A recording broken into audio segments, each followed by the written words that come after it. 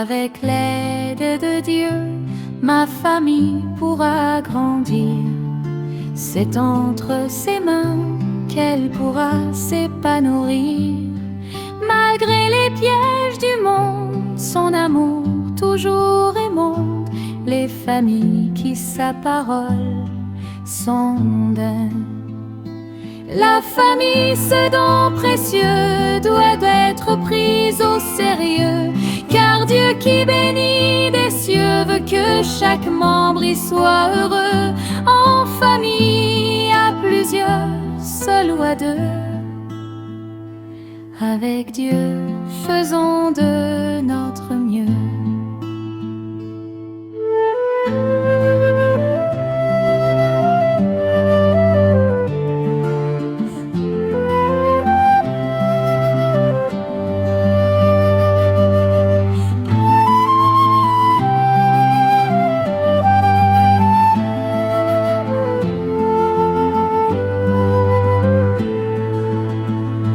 La famille, ce don précieux, doit être prise au sérieux, car Dieu qui bénit des cieux veut que chaque membre y soit heureux. En famille, à plusieurs, seul ou à deux, avec Dieu, faisons de notre mieux. Bonsoir à tous. Bonsoir. Bonsoir. J'espère que vous avez passé une bonne journée. Je sais qu'elle a été assez trépidante, très longue. Mais en tout cas, n'oublions pas une chose, que le Seigneur veille sur chacun d'entre nous et que continuons toujours notre course chrétienne et soutenons-nous toujours mutuellement à chaque instant. Donc, continuons en ce soir, cette semaine, sur la famille et surtout l'aspect de l'ère numérique. Et ce soir, nous allons découvrir, naviguer à l'ère numérique avec surtout une perspective biblique. Nous sommes connectés, mais à quoi? Et ça, c'est une question que durant tout ce soir, nous allons réfléchir, partager et savoir quel est vraiment notre véritable intérêt. Alors, pour commencer notre réunion ce soir, nous aurons une question. On va commencer par la question. On va commencer par la question. Alors, une question. À quoi êtes-vous le plus connecté dans une journée? Dites-moi. À votre téléphone? À votre travail? À vos messages? À l'actualité? À vos notifications? Ou à Dieu? Donc, vous allez regarder parce que vous on va faire de plus. Je vous invite à regarder cette courte vidéo. Au final, lequel des deux a gagné en termes de durabilité et de satisfaction? Alors, regardons cette vidéo.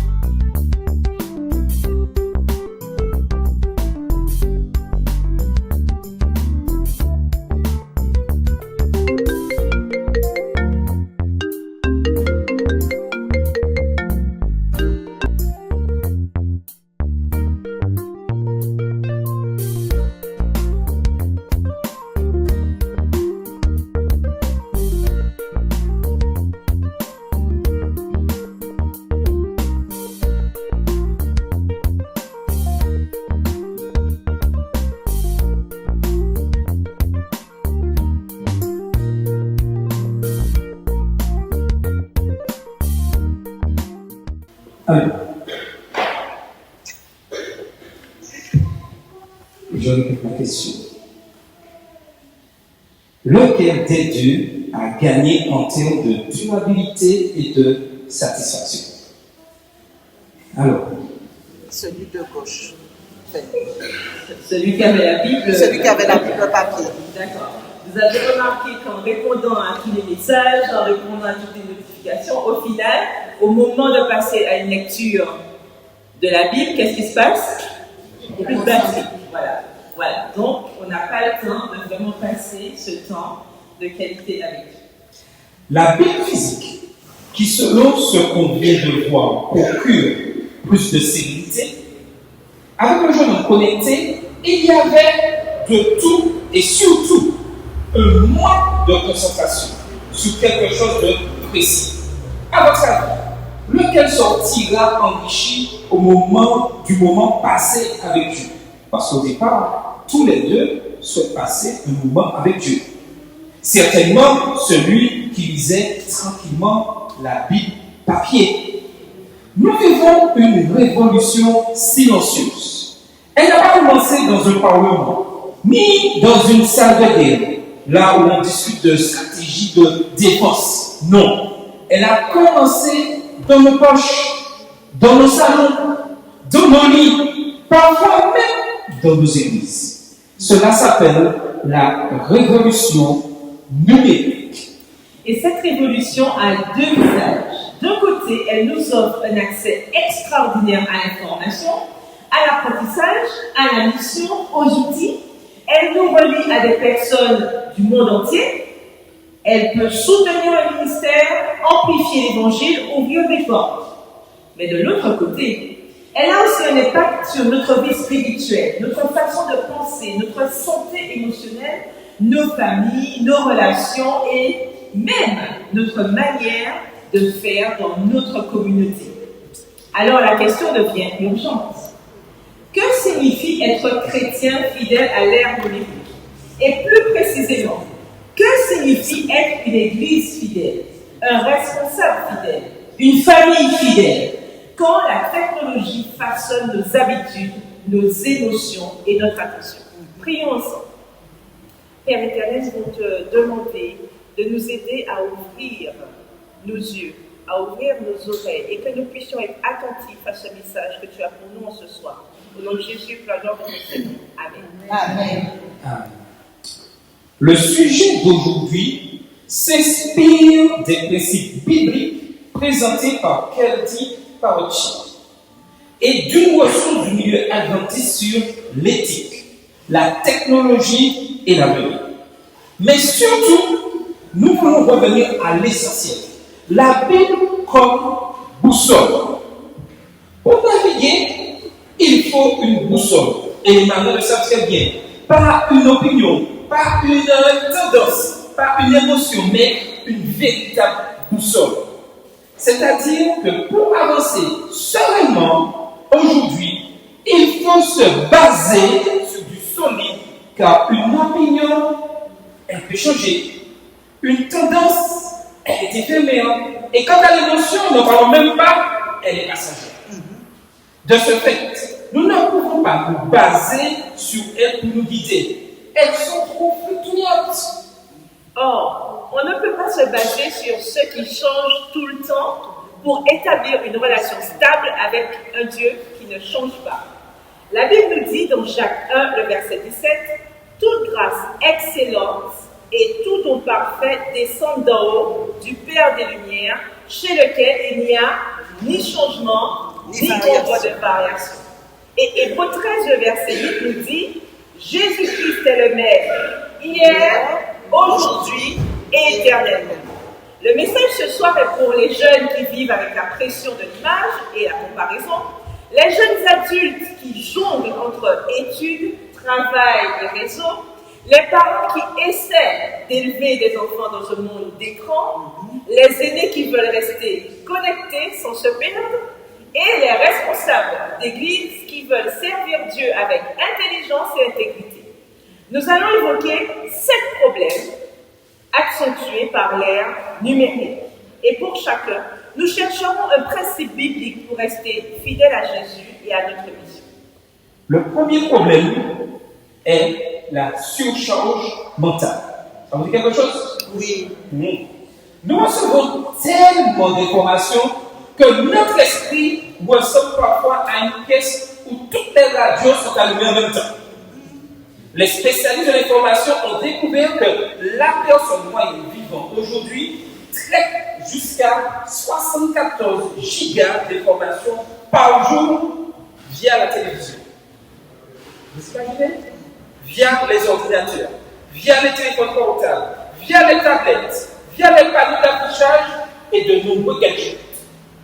Les chercheurs disent que l'être humain moyen reçoit une quantité énorme d'informations chaque jour.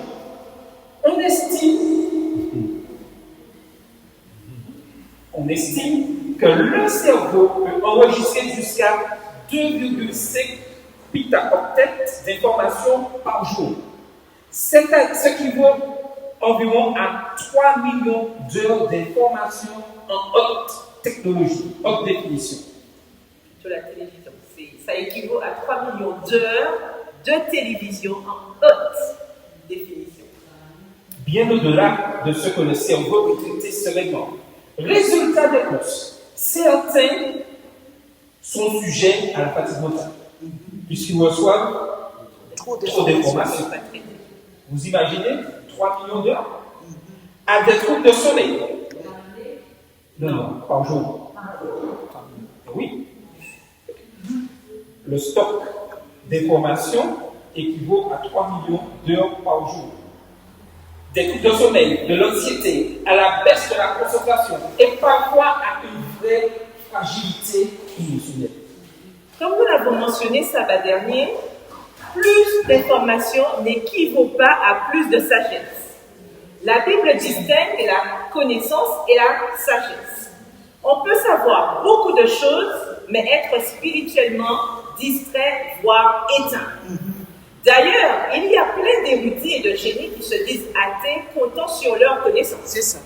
Néanmoins, s'ils sont sincères, ils sont obligés de changer d'avis. Alors, on va prendre l'exemple avec Albert Einstein, qui est né en 1879 et décédé en 1955. Comme vous le savez certainement, c'était le fondateur de la physique contemporaine.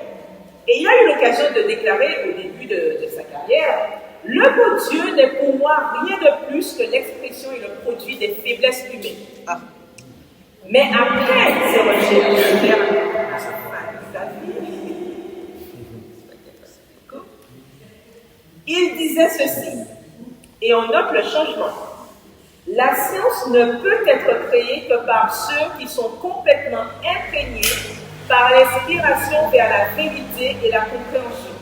La source de ce sentiment, toutefois, provient de la sphère religieuse. Vous vous rappelez ce qu'il avait dit au début?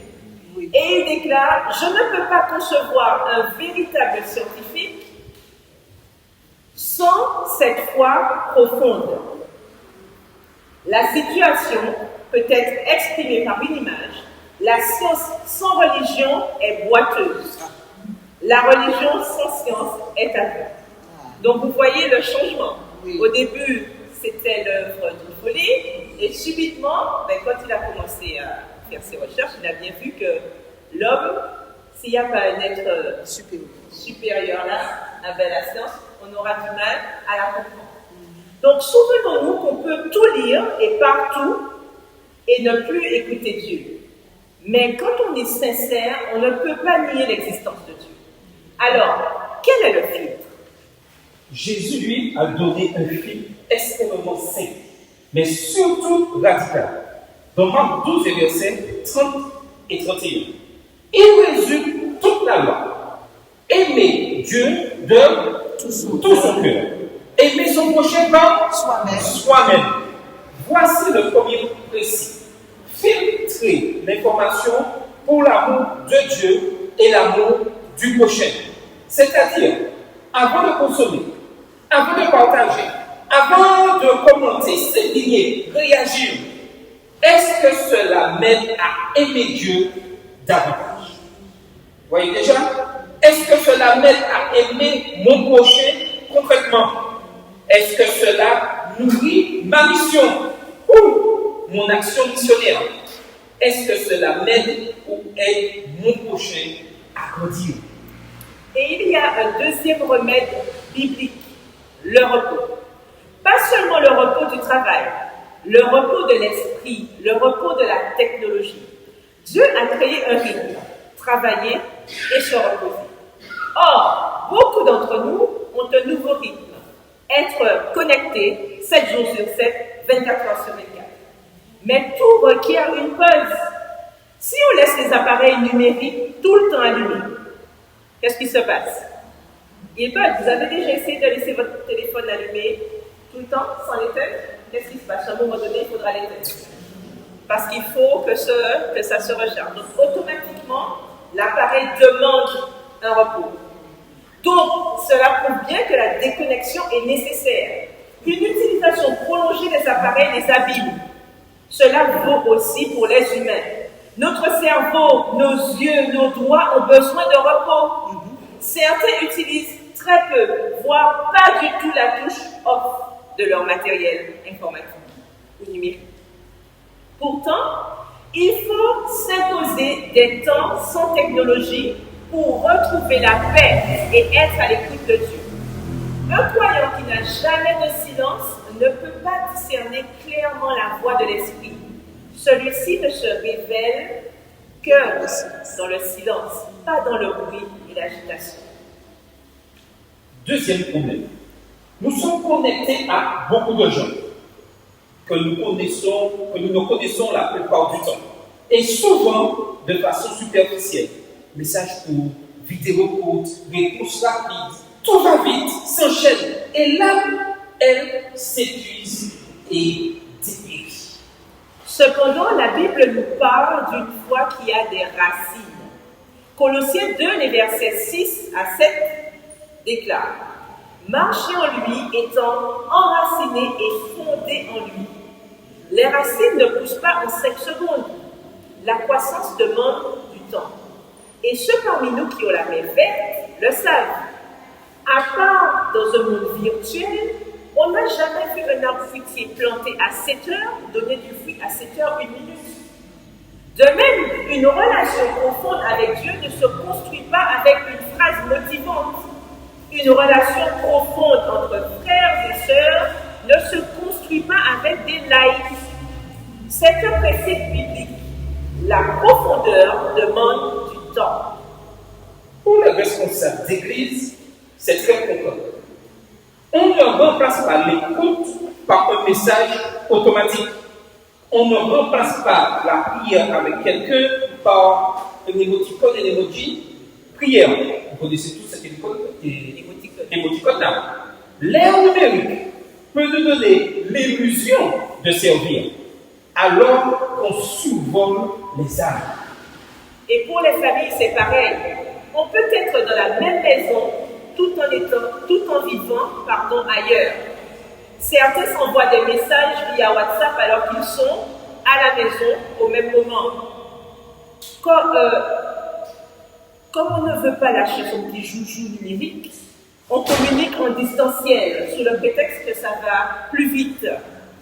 Et surtout, on veut éviter de parler parfois à l'autre face à face, tout simplement. Pourtant, rien ne vaut le présentiel. Alors voici une pratique simple, intergénérationnelle, pour y remédier. Mettre en place des temps de qualité sans écran, c'est-à-dire parler, écouter, prier, marcher, manger ensemble, se visiter les uns les autres.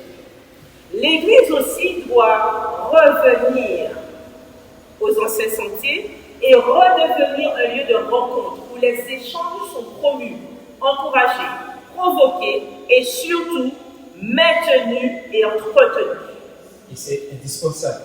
Et c'est pour cela que l'Église place des moments de convivialité, et ceci est très, très important. Surtout avec la période de Covid que nous avons connue, où le principe était chacun chez soi, Dieu pour la compagnie, heureux loin du virus. Mais il ne faut pas aujourd'hui que nous laissions, je dirais, les choses autour de nous prendre la place de l'importance de pouvoir vivre ensemble en tant que famille, en tant que communauté, et la vie d'église, c'est indispensable. Donc, je vous invite à surtout ne pas abandonner ce principe. Troisième problème, le changement ne s'arrête jamais. On n'a plus le temps de s'adapter. De nos jours, ce qui était nouveau la veille est déjà dépassé le lendemain. Nouvelles applications, nouveaux algorithmes, nouvelles IA. Et si vous remarquez bien, tous nos ordinateurs, tous nos portables et même nos télévisions demandent des mises à jour régulières. Donc ça veut dire, et si vous ne le faites pas, eh bien, vous pouvez déjà dire au revoir à l'école. Donc, certains se sentent dépassés, d'autres deviennent dépendants de la nouveauté. Pour autant, la Bible ne nous demande pas d'avoir peur de l'innovation, mais elle nous demande de ne pas perdre notre ancrage. Dans l'histoire, Dieu a permis que de nouveaux moyens servent sa cause. L'imprimerie pour diffuser la Bible, la radio pour annoncer l'Évangile. Aujourd'hui, on a tous ces outils. Et on voit même que, par exemple, le magazine Priorité ne pourra être remis qu'à quelques personnes quand on va en sortie missionnaire. Mais Internet rentre chez tout le monde. Le principe biblique ici est que les méthodes changent, mais pas la mission. Tout simplement parce que Dieu l'a confié, Dieu qui nous l'a confié, permet que ces innovations puissent se développer dans le but de faire avancer son œuvre, car c'est lui qui donne l'intelligence. En tant que dirigeant, nous devons apprendre à comprendre les innovations. Que nous le voulions ou pas, les innovations sont là. Nous ne pouvons pas dire pas d'innovation et je reste toujours dans mon mode classique. Mais surtout, saisir les opportunités qui nous sont données sans idolâtrer l'outil. Et il faut se souvenir de ceci. Le changement en soi n'est pas forcément mauvais. N'est-ce pas? N'est-ce pas, oui? Oui ou non? Oui. Rappelez-vous, pour les plus anciens qui sont ici, il y a 30 ans de cela, lorsqu'on se réunissait, on n'avait pas besoin de micro, on était dans une petite salle. Mais est-ce que si je viens là avec son micro, le message pourra passer? Pas autant, c'est-à-dire que ceux qui sont montants.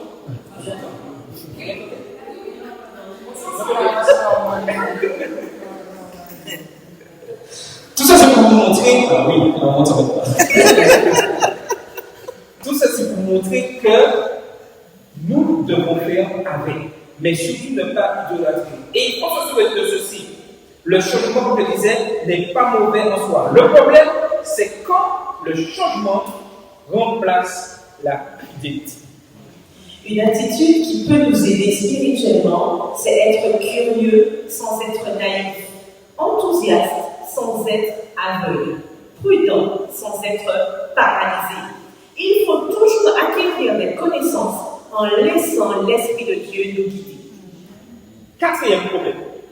Il faut éviter de devenir les esclaves des nombreux outils issus de la nouvelle technologie. Aujourd'hui, il y a pléthore d'outils numériques. Pour chaque ministère, il y a environ une vingtaine d'applications. Pour chaque besoin, un logiciel. Et beaucoup de responsables se fatiguent à se demander quel est l'outil? Quel outil est le bon? La réponse biblique n'est pas prends tout ni rejette tout. C'est sache dans quel but tu le fais. Choisir des outils qui servent un objectif clair, c'est ce que nous devons faire. Des objectifs pour enseigner, organiser, communiquer, évangéliser, exhorter, mais sans se disperser. Et surtout, rappelons-nous ceci, les outils ne doivent pas et ne pourront jamais, au grand jamais, penser à notre place. Certains veulent faire circuler que l'intelligence artificielle pourra remplacer l'homme, tout ça. Une chose importante, l'intelligence artificielle vient d'où? De l'homme. Et à aucun moment, cette intelligence ne pourra, je dirais, surpasser l'homme, même si on veut nous faire croire le contraire, même si certains veulent que cela arrive. C'est impossible. C'est pour ça qu'elle est artificielle. Tout à fait. Et ça va donner, nous l'avons mentionné en substance. Il y a des choses que le numérique ne pourra jamais faire à la place des humains. Réfléchir, ressentir, transmettre des émotions, partager des sentiments, ce sont des attributs humains. Et 2 Timothée 2, verset 15 nous dit ceci: dispense droitement la parole de la vérité. Un outil numérique peut aider, oui, il peut aider à organiser une étude biblique, mais il ne doit jamais remplacer l'aspect spirituel. Prier, étudier, comparer, vérifier et discerner. Autrement dit, l'outil est un serviteur. La conscience chrétienne reste responsable. On ne pourra jamais accuser un outil de nos péchés, de nos manquements, de notre négligence, car ils sont les résultats de notre choix. Et chacun doit être responsable de ses choix. Aucun outil numérique ne pourra porter le chapeau à notre place. Négliger sa famille parce que le numérique a pris trop de place, c'est oublier qu'au final, c'est à nous que Dieu demandera des comptes. L'enfer est pavé de bonnes intentions, n'est-ce pas?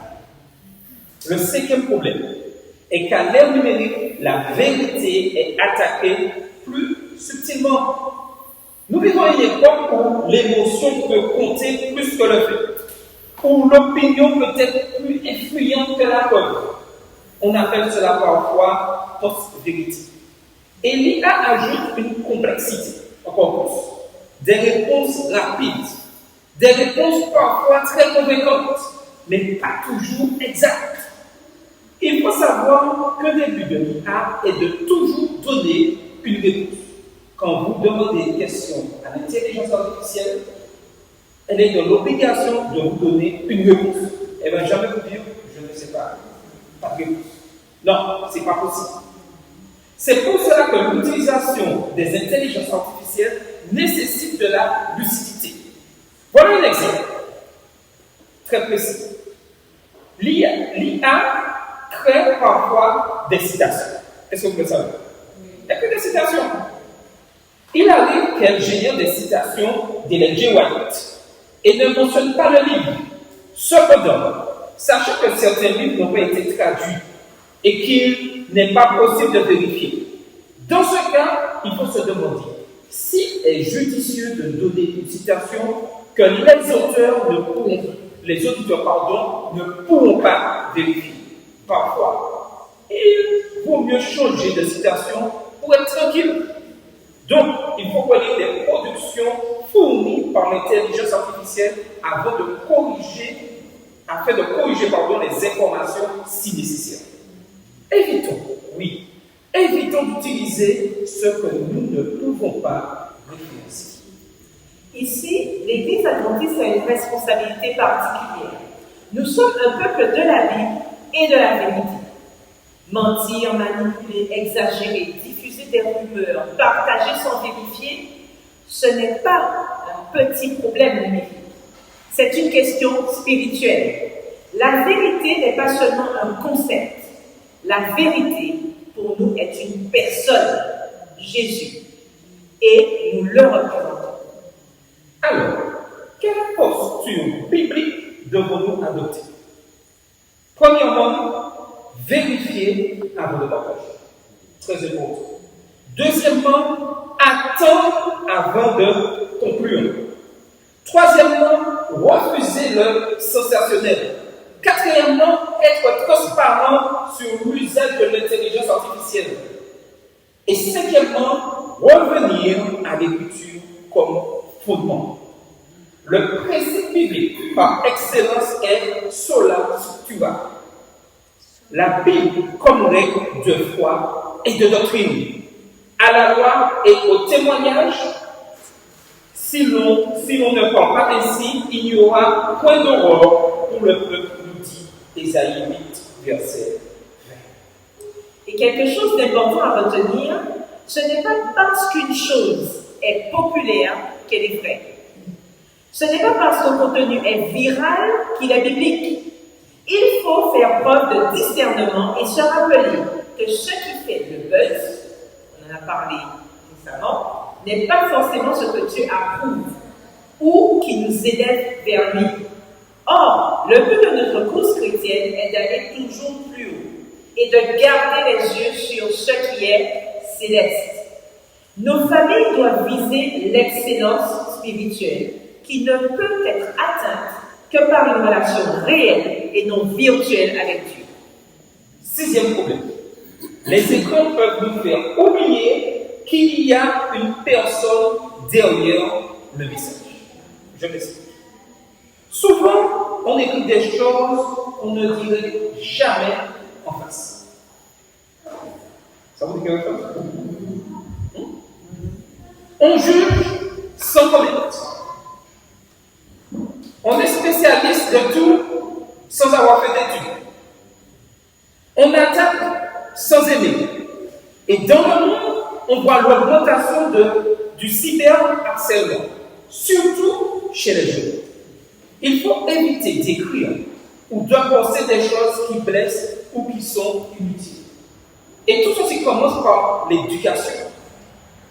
Chaque parent doit être responsable de l'utilisation du numérique de leurs enfants. Et malheureusement, aujourd'hui, dans la société, et on a vu ça aux États-Unis, mais ça commence à venir en France et en Europe, où des parents veulent attaquer TikTok parce qu'ils reprochent à TikTok d'inciter leurs enfants à faire des bêtises. Qui fait l'éducation? TikTok ou les parents? Parce que quand un parent décide d'attaquer TikTok, ça veut dire qu'il a déchargé sa responsabilité d'éducation aux réseaux sociaux. Oui, non? Oui. Puisqu'on reproche aux réseaux sociaux de faire telle chose. C'est qu'en tant que parents, nous avons laissé le pouvoir. Mais ce n'est pas le pouvoir de Dieu. Nous sommes responsables de l'éducation de nos enfants. C'est à nous à mettre les règles en place dans l'utilisation du numérique. Et ceci, c'est très important. Il faut éviter d'écrire ou de penser des choses qui blessent et qui sont inutiles. Voilà quelques conseils judicieux partagés par Marc Dever sur le site toutpoursagloire.com. Avant de poster, il faut se demander, je dirais, 4 choses. Premièrement, cela va-t-il apporter une réflexion utile et édifiante? Et vous pouvez noter ceci, il y a à la maison, en Corinthiens 14, verset 26. Deuxièmement, cela peut-il être facilement mal interprété? Jean 6, verset 2. Troisièmement, vais-je atteindre le bon public? Marc 4, verset 2. Quatrièmement, cela va-t-il aider mon annonce de l'évangile? Colossiens 1, verset 28 et 29. Je laisse la continuer. Alors, 4 autres principes. Cela va-t-il apporter des controverses inutiles et stériles? Titre 3, le verset 9. Vais-je offenser ou embarrasser quelqu'un? 1 Corinthiens 12, les versets 21 à 25. Mon propos est-il bienveillant? 1 Corinthiens 12, les versets 26 à 27. Cela permettra-t-il aux gens de mieux apprécier une personne? Marc 12, les versets 29 à 31. Voilà encore 4 autres principes. Est-ce de la vantardise? Proverbe 27, verset 2. Mon ton est-il approprié? De Jean 1, verset 12, Colossiens 4, verset 6. Est-ce une mauvaise chose si je ne dis rien? Éphésiens 4, verset 29. Que me conseilleraient les autres? Proverbe 11, verset 14, Proverbe 15, verset 22 et Proverbe 24, verset 6. La Bible nous rappelle que chaque être humain est créé à l'image de Dieu. Ce principe biblique constitue la dignité humaine. Avant d'écrire un commentaire, posons-nous la question. Est-ce que je traiterais la personne ainsi si elle était devant moi? Est-ce que mes mots ressemblent à ceux que Jésus emploierait? Et pour l'Église, c'est encore plus crucial. Nous ne pouvons pas prêcher l'amour le sabbat et déchirer les gens en ligne le dimanche, ou même le sabbat même après le culte, voire pendant. Pour certains qui refusent de se détacher de leur portable, même assis sur les bancs de l'église, où on vient pourtant adorer Dieu. Une seule solution biblique serait de revenir à la rencontre réelle. En prenant le temps de s'asseoir les uns avec les autres, échanger face à face, prier ensemble et partager. Les vieilles méthodes fonctionnent encore et elles sont encore plus efficaces.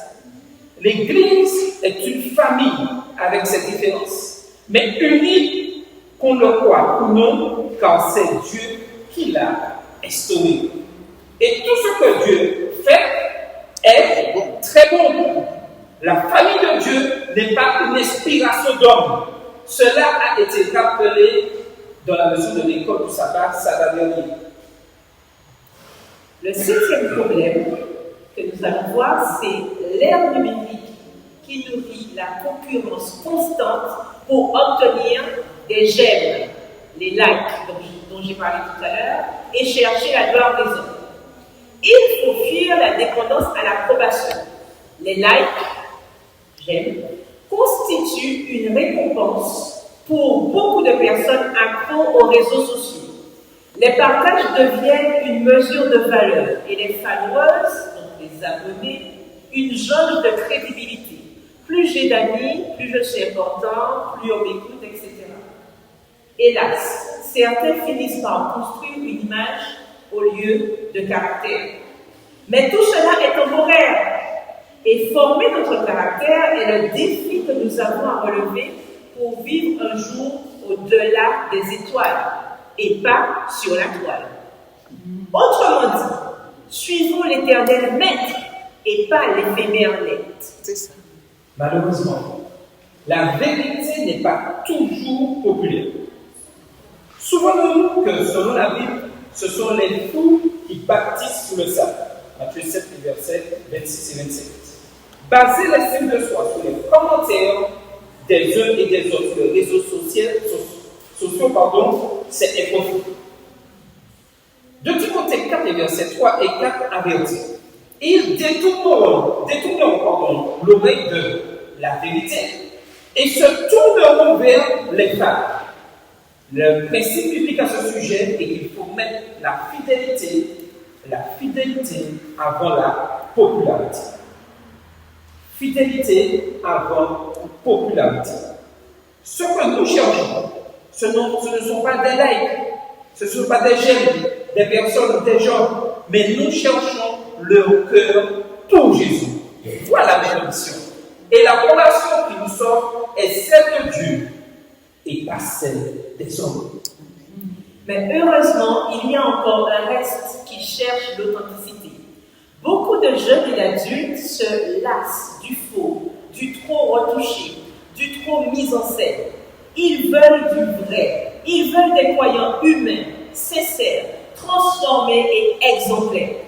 Comme Paul le rappelle dans 1 Thessaloniciens 2, le verset 13, c'est pourquoi nous rendons continuellement grâce à Dieu de ce qu'en recevant la parole de Dieu que nous vous avons fait entendre, vous l'avez reçue, non comme la parole des hommes, mais ainsi qu'elle est véritablement, comme la parole de Dieu qui agit en vous, qui croyez.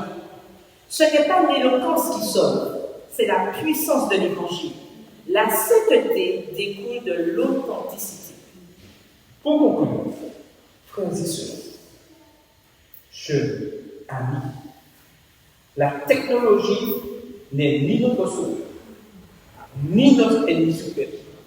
Elle est un environnement, une opportunité, un test de discernement. Dieu nous appelle à naviguer avec une perspective biblique, à instruire nos enfants, à guider nos jeunes, à outiller nos responsables, à protéger nos familles et à rester fidèles à Jésus.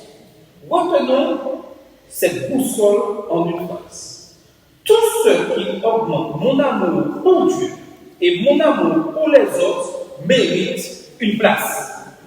Tout ce qui diminue la prière, la présence, la vérité et la mission doit être remis en question. Et si nous devons choisir entre être connecté au monde ou être connecté à Dieu, Faisons le bon choix. Choisissons la présence de Dieu. Au final, nous devrions nous demander, Si Jésus regardait l'usage que je fais de mon portable, de mes réseaux, de mes outils, dirait-il, voilà un disciple qui marche avec moi? et si mon foyer, mon ministère, mon église devenait plus numérique, est-ce qu'il deviendrait aussi plus sain, plus aimant, plus vrai? Et nous aimerions terminer avec vous ce soir avec cette prière. Seigneur notre Dieu, nous te remercions pour les possibilités, pour les opportunités que tu nous donnes à notre époque. Merci pour les outils, ces outils qui peuvent servir l'évangile et que nous voulons mettre à ton service. Mais nous confessons que notre attention, malheureusement, est souvent dispersée et que nos cœurs se fatiguent. Pardonne-nous quand nous avons remplacé la prière par le défilement de pages numériques, la présence par la distraction, la vérité par la réaction. Donne-nous un esprit de discernement. Aide-nous, Seigneur, à rechercher l'authenticité, non l'approbation, à fixer des limites sages, à transmettre la sagesse et la paix. Fortifie nos responsables de département et d'église pour qu'ils utilisent les outils sans être possédés par eux. Que notre Église redevienne une communauté de présence, de vérité et d'amour, et que toute technologie utilisée le soit pour ton honneur et ta gloire. Au nom de Jésus. Amen. Amen.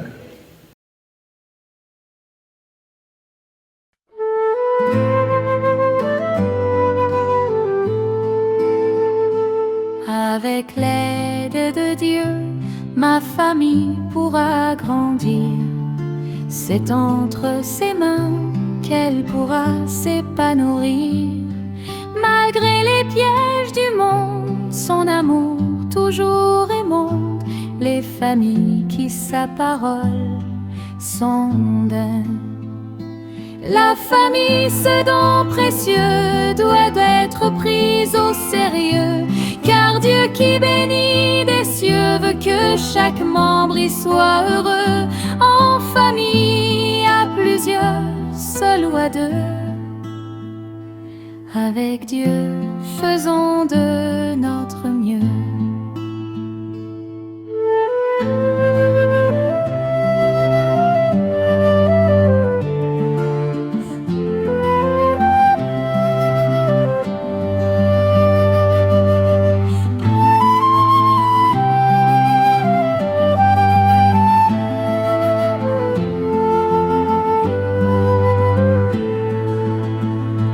La famille, ce don précieux, doit être prise au sérieux, car Dieu qui bénit des cieux veut que chaque membre y soit heureux. En famille, à plusieurs, seul ou à deux. Avec Dieu, faisons de